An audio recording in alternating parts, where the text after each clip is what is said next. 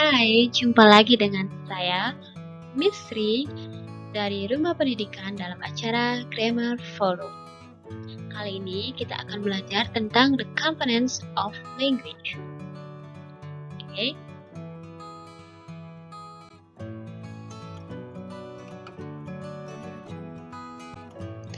The components of language. Tapi sebelum kita ke komponen dari bahasa, apa sih itu bahasa? Nah, bahasa adalah suatu sistem atau cara untuk menyampaikan suatu ide atau gagasan atau informasi, baik secara lisan, tulisan, ataupun isyarat. Jadi intinya bahasa itu adalah alat komunikasi. Nah, dalam bahasa ada 6 komponen, yaitu yang pertama adalah fonem. Fonem itu artinya huruf. Kemudian rangkaian dari huruf itu akan membentuk morfem dan word. Morfem itu terdiri dari kata dasar dan imbuhan. Kemudian word adalah komponen terkecil dalam bahasa yang bermakna dan berkelas kata. Kemudian gabungan dari kata atau word itu akan membentuk phrase dan clause, serta sentence. Bedanya apa? Kalau phrase itu adalah rangkaian kata yang bermakna tetapi tidak berpola subjek verb. Sedangkan clause itu adalah rangkaian kata yang bermakna dan berpola subjek verb.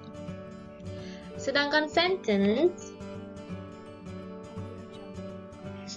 adalah rangkaian kata yang bermakna dan sempurna. Secara struktur, minimallah dia berpola subjek verb dan diakhiri dengan tanda pengakhir seperti tanda titik, tanda tanya, maupun tanda seru.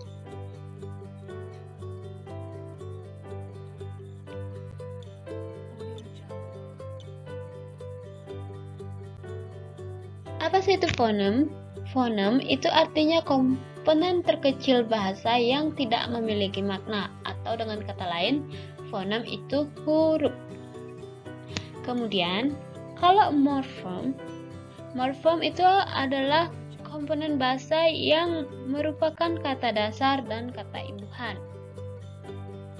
Apa itu kata dasar atau free morphem? Itu dapat berdiri sendiri dan membentuk kata, atau orang lebih sering menyebutnya dengan kata dasar.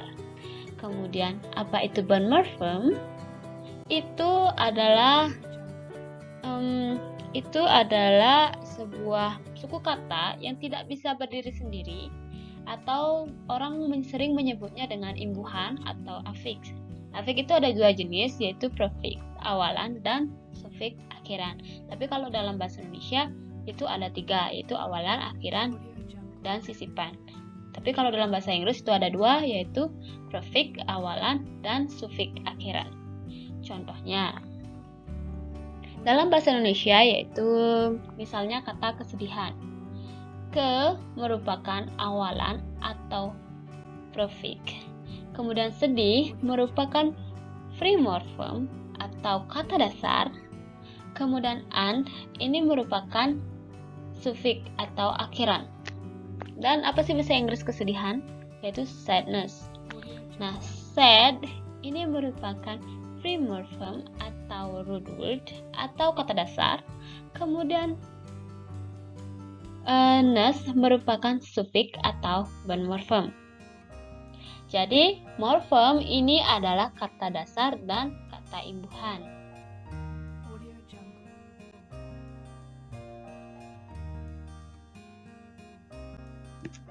Oke, selanjutnya adalah word atau kata. Jadi, word ini merupakan komponen terkecil dalam bahasa yang bermakna dan berkelas kata. Kelas kata dalam bahasa Inggris disebut parts of speech. Parts of speech terdiri dari noun, kata benda, pronoun, kata ganti, verb, kata kerja, adjective, kata sifat, adverb, kata keterangan, conjunction, kata sambung, preposition, kata depan, dan interjection, kata seru. Contohnya, I sell a car. I adalah pronoun atau kata ganti, sell itu verb, and a is adjective, kemudian car itu adalah noun. Gabungan dari beberapa kata ini membentuk sentence atau kalimat. Untuk lebih jelasnya mengenai parts of speak akan dibahas di video berikutnya. Oke, selanjutnya adalah phrase. Phrase adalah rangkaian kata yang bermakna dan tidak. Ingat, phrase adalah rangkaian kata yang bermakna dan tidak berpola subjek, predikat, atau subjek verb. Ingat, phrase itu tidak berpola subjek, predikat, atau subjek verb. Tetapi phrase itu berpola modifier plus head plus modifier. Modifier itu artinya penjelas dan head itu artinya yang dijelaskan. Contoh, mobil merah. Kenapa mobil ini adalah head atau yang dijelaskan? Karena merah ini menjelaskan warna dari si mobil. Jadi, mobil adalah head dan merah adalah modifier. Dalam bahasa Inggris yaitu red car. Red itu modifier, car itu head. Karena red ini menjelaskan warna dari si car. Red car ini merupakan noun phrase.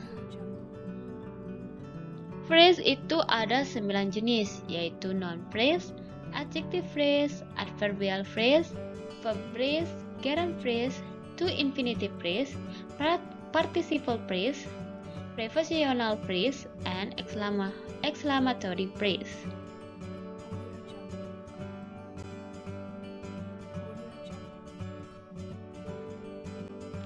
Selanjutnya adalah clausa atau clause.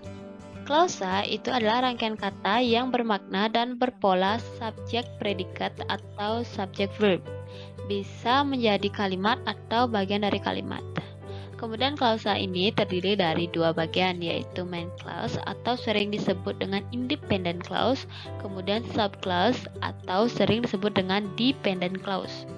Kalau independent clause itu bisa berdiri sendiri dan membentuk kalimat, kemudian polanya adalah subject verb.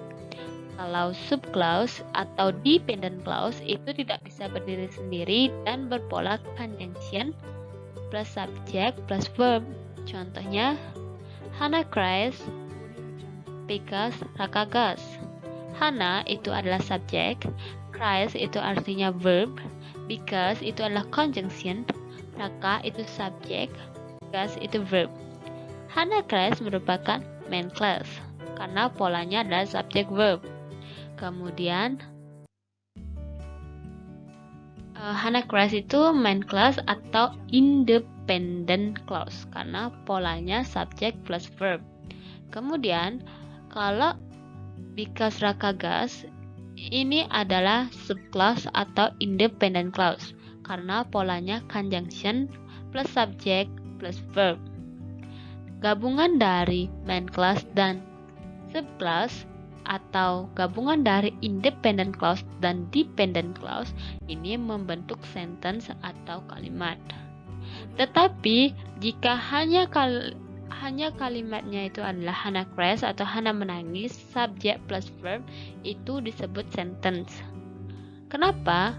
Karena ini tidak bisa disebut main clause atau independent clause apabila tidak diikuti oleh subclause.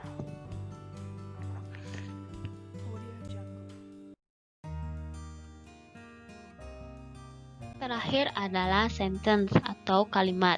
Kalimat adalah rangkaian kata yang bermakna sempurna secara struktur atau strukturnya itu sudah sempurna, SPOK, minimal berpola subjek dan verb atau subjek plus predikat dan diakhiri tanda pengakhir yaitu tanda titik, tanda tanya, atau tanda seru.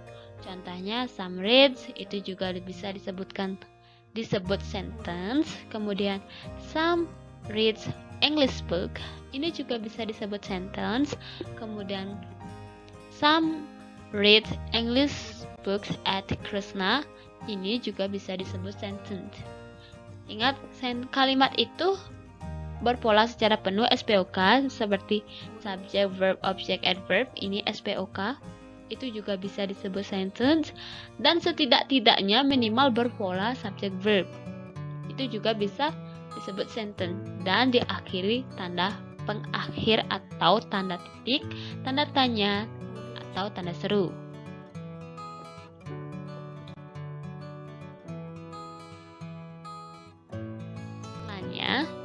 Language adalah suatu sistem atau cara untuk menyampaikan suatu ide atau gagasan baik secara tulisan, lisan, atau isyarat. Fungsi dari language atau bahasa itu sendiri adalah sebagai alat komunikasi.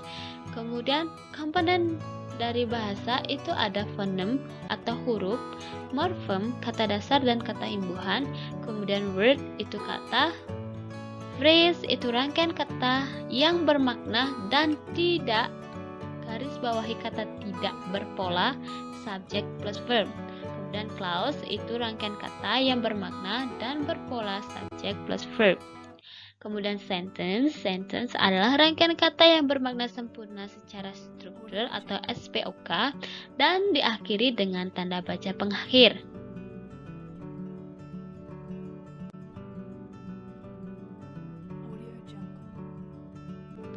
Oke, gitu saja untuk video kali ini. Jangan lupa like, share, and subscribe.